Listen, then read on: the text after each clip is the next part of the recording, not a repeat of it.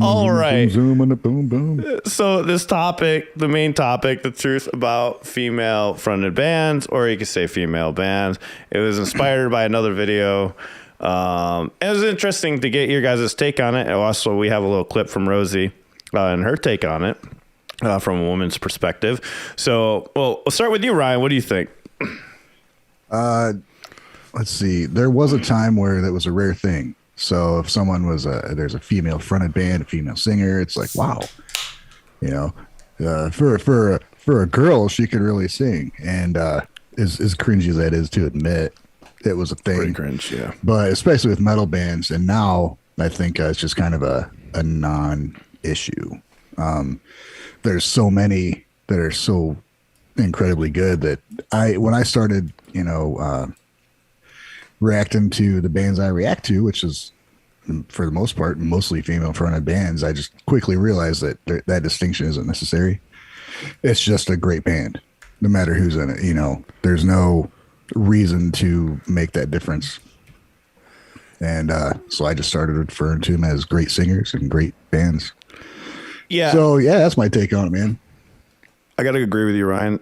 And I've accidentally fall in that, and because it can be a whole marketing thing, so it's hard to like stay away from that, you know, because it doesn't work, unfortunately. And I guess you are contributing to that whole like thing, you know, if you do keep mentioning it and to keep doing it and putting it out there, right? Yeah, you know, if you mention looks, oh, they're really hot, you know, or that singers, I try and not do that. I consciously made a decision, like, I'm not going to talk about what they look like, regardless of if they're obviously trying to put that out there or not. I'm just going to focus on how the music is, how they perform.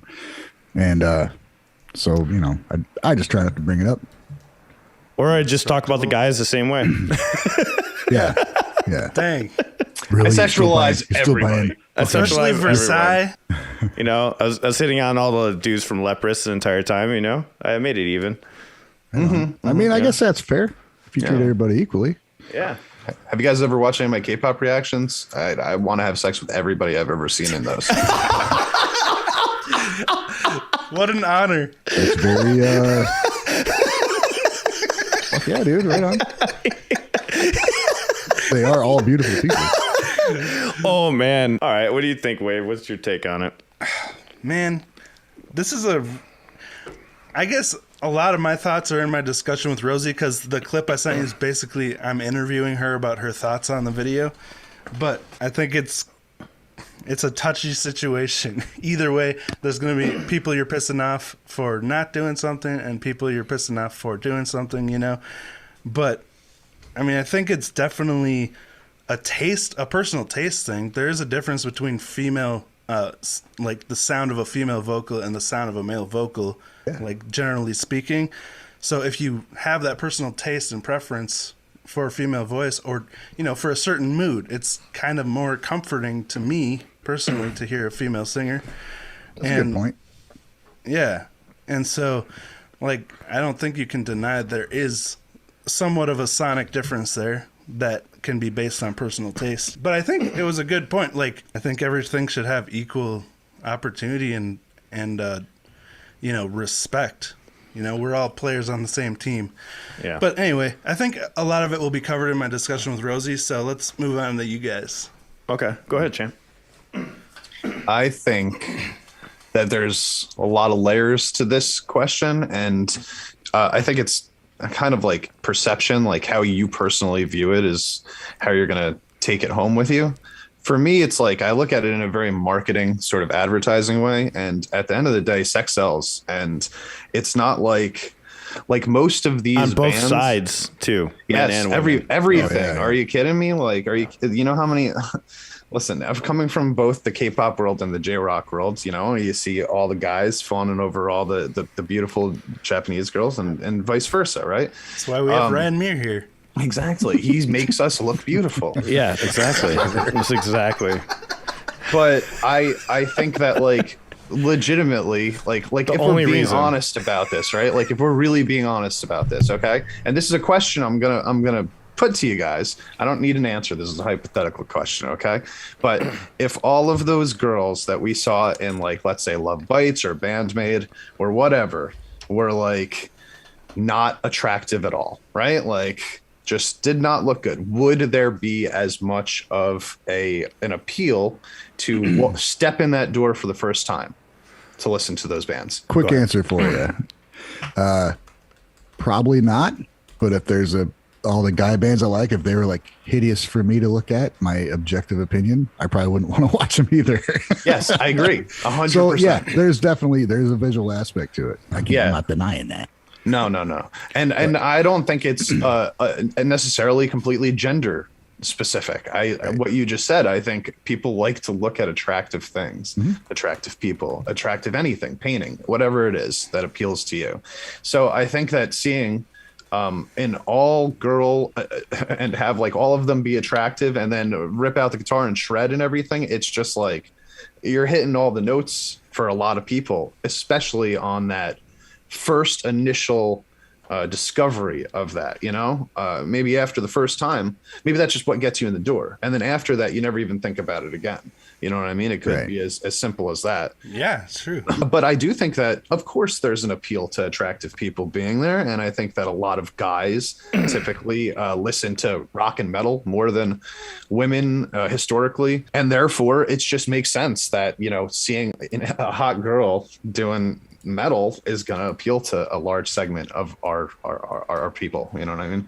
So that's how I feel about it. But there's so many more layers that go beyond it too. I'm just being very shallow about what I'm saying. What about you, Alan? What are your thoughts? I was just gonna say to that, like, if somebody sent me the music, just bandmates music, and I didn't see them, because most of the time I go by the music, because it's just like with these K-pop bands, I just can't get into it. I don't care how attractive they are. Like, I just don't like the music sometimes. I just can't. And actually, it makes me look at the people sideways. I don't know. Like, I'm just like, the music sucks, and they're trying really hard to grab dudes' attention. You know what I mean? So if you sent me just the music and I never saw them, I would listen to it still. I still would listen to it. Same. Because I loved, like, if somebody sent me Unseen World, I would have loved it. If without seeing them. And if I saw them afterwards and they were like some ugly dudes, I'd be like, what? Well, the music's, it'd be the really music's confusing by the fucking vocals. good. Wow. Yeah, I'd be really confused with vocals. But honestly, my favorite singing is when there's guys and girls singing together in a band. That's my favorite. It's pretty rare, too. That's why I like Maximum Hormones so much. I love the contrast because all four of them are unique singers in their own right. And to me, that's awesome. But that's also because I like variety. Like, I don't... Teamwork makes the dream work. I don't like hearing the same vocals. It's like, that's one of the reasons why I like some of the old school bands, because every single member sung back then, where like I felt like as time went on, it was less of that. It was more of just one person singing. And it's cool to see, like, in Japan, like, they're going to all of them, like Soka Ninaru. You got the guy singing, the girl singing, here and there. So like that's cool awesome. To me. I love that. And then now the drummer's singing. I love it when all the band's singing. That's one of the reasons why I started learning vocals, is because like guitar spin, baby. Need to do it.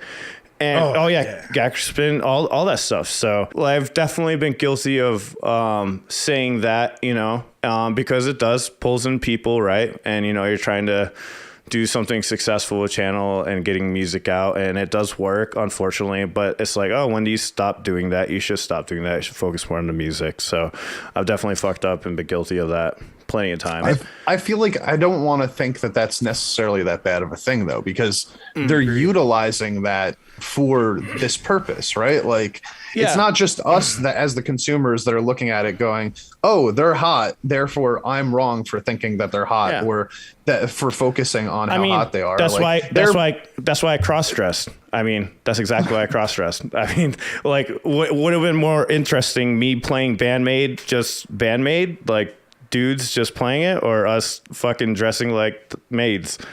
I mean, I don't know. When you got a band like Unlucky Morpheus, and it's another big one, where they're obviously there's a look they're really going for. They want to look beautiful. They're not doing it by accident. That's part of why they're doing it, I guess. Yeah. So I'm not saying I ignore it. There's been times where I've been watching videos. I'm like, man, I wish like they're trying too hard to look absolutely as stunning as they can, and like the tracks from the music. But It shouldn't be the focus. It shouldn't be the main focus, right? that's- Like, it can be a part of the sales pitch. It can be a part of the advertising, and there are people that are just beautiful and good at music also, where it's like it has nothing to do with advertising, and they just happen to be super hot and super talented at the same time. There's some music that the appeal is the whole look of it, like the gothic kind of metal, symphonic metal stuff. Part of the appeal to some of these people has to be the look, and they love that look. So to the fucking nines, dude.